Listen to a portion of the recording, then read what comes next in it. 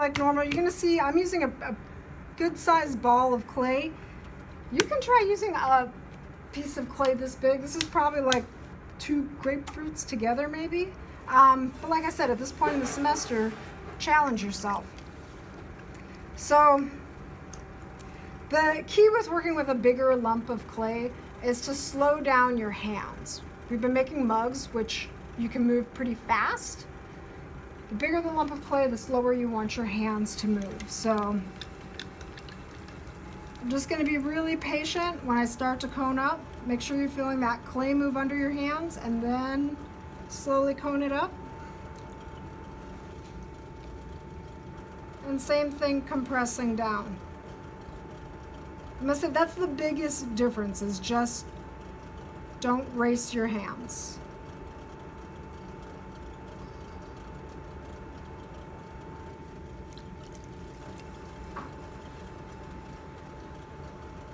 And then, as always, the keeping consistent. So the consistent speed of the wheel, consistent pressure with your hands, and consistent pacing of the hands.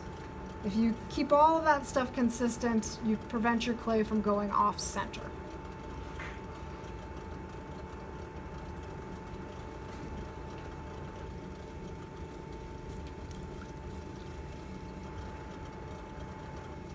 And you are working with a bigger piece of clay, you will find that you need to use just a little bit more force.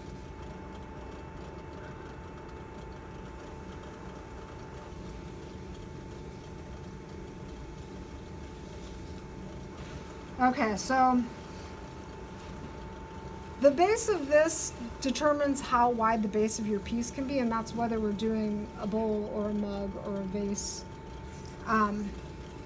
I like to get this just a little bit smaller, so I'm just going to squeeze, cone it up a little bit, get that slightly narrower. And now I'm going to go ahead and drop my hole. So I'm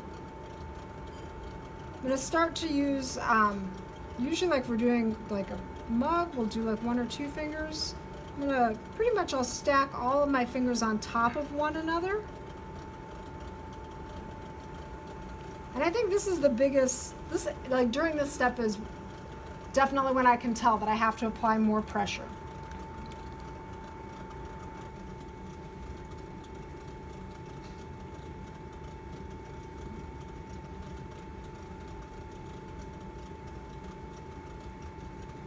So you can see I like just have my whole hand stuffed in there. Same as everything, I'm going to stop before I get to the bottom, and I can take my needle tool and check my depth to see how far I am.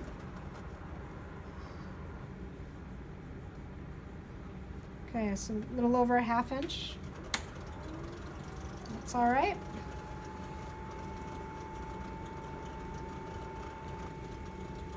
You see how like my normal hand that's dropping a hole in a larger lump of clay. Okay, so for making our vases, we have to start with a cylinder. So when I am defining my bottom, I'm making sure that my fingers are back down at that hole and they hook and they pull towards me, staying parallel with the wheel head, so they're not scooping up like a bowl.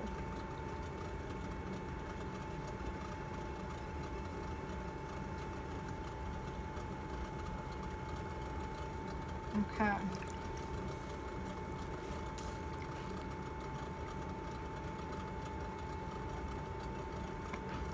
Okay, so now my bottom is defined and it's flat.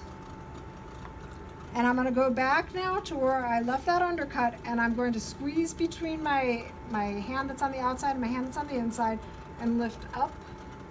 And I'm sort of going to push in slightly more with the hand on the outside, the left hand, so that my rim of the pot doesn't flare open wide, but rather we always want it staying a little bit narrower than the base. Okay, at this point I can see on the inside. I'm going to put my sponge in there, compress the bottom, get excess water out. And now I can slow to medium speed and start doing my pulls. Just want to get the wheel to the right speed. So you do the initial pull on the left-hand side, and then you pull up the walls on the right? Correct. Well, that first pull isn't so much it is a pull. It does make the form get taller. But what it's doing is it's opening the form up. Oh, okay. Or if it's a bowl, it's opening it out so that we can see in there. And if it's a cylinder, it's opening it up. Okay. And then we switch to 3 o'clock on the wheel head. And then we start doing our pulls. Okay, so pulls. How many pulls does it take? I don't know. It's going to depend on how much pressure you're using, how fast the wheel is moving, how thick your clay is.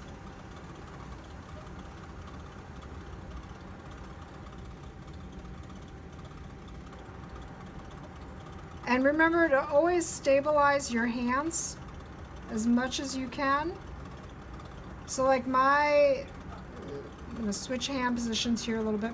My right elbow stayed hooked to my rib cage, and even though this left elbow was up in the air, my elbow is literally locked. Like as my hand was going up, I keep my elbow locked so I'm not hinging, because that will allow my hands to move around, and then that's when everything goes off center. So I kind of lock my elbow, and then when I get to a point where I can tuck my elbow back into my body, I'll sort of do that.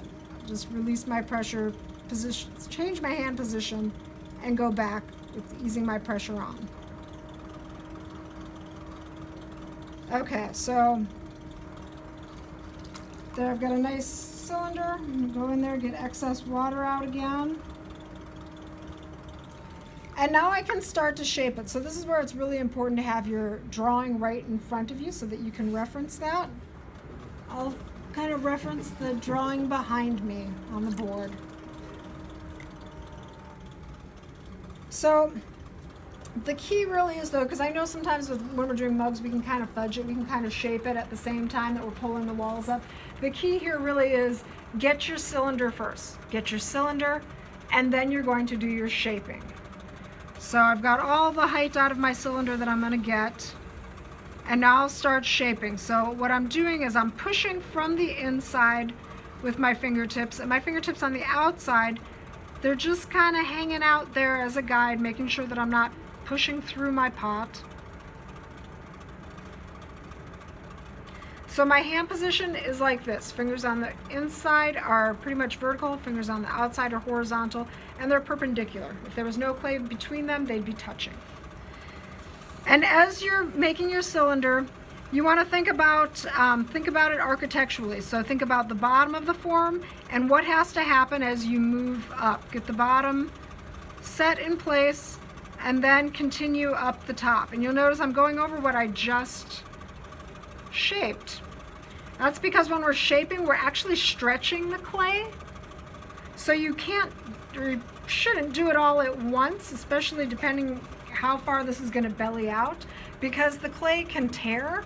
So just coerce it into shape with patience and pressure. And then like I don't have to start all the way at the bottom. I can start where I left off as long as I put my hands in place and then ease my pressure on.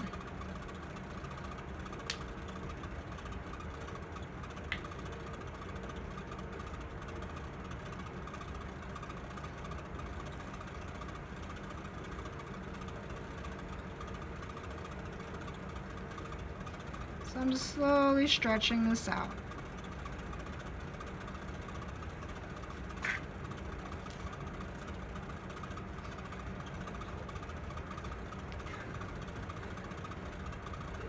Okay, I'm going to go back in on the inside and get excess water out.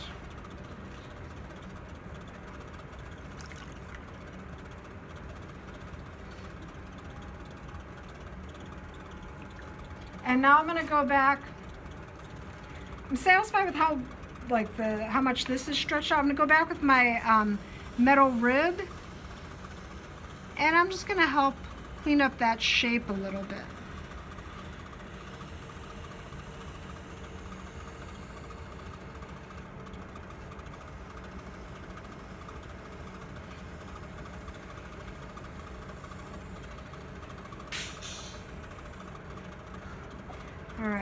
Now, so here's the belly of my piece, the shoulder of my piece. I want my neck to become a little bit narrower, so I'm going to collar it in. So for collaring, I'm going to be using this part of my hands, and I'm going to gently squeeze as I continually move up. You don't want to stagnate in one spot when you do that, because what happens is the clay thins out. So by collaring here, it'll actually make my shoulder a little bit more pronounced. And I'm going to go over it 2 or 3 times. And then when you're collaring, what's happening is all those clay particles, they're not sliding together nice and flat like this. They're doing this. They're cramming in together. So you have to go back and do just like a light little pull in the area that you collared to help straighten that out so you don't get wrinkles in your clay. And, okay. So I want this to flare out a little bit more, but I can see that my pot's a little off center. So before I flare that out, I'm gonna cut my rim. So that's gonna help it to look nice and not off center. I'm gonna compress this again, round it off slightly. And now I'll go back, and just from pushing on the inside, I'll get this to flare open.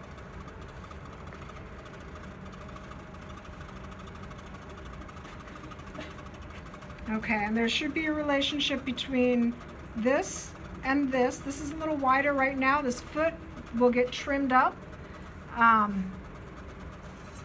when we do trimming, and it should look a little closer. My shoulder is not at the halfway point, it's up, so it's about 1/3 of the pot is lip and neck and shoulder, and then another third is belly, and then the other third is what's left of the belly and the foot of the pot. So just for now, I'll trim some excess off with my wood tool, so you can see that a little bit clearer.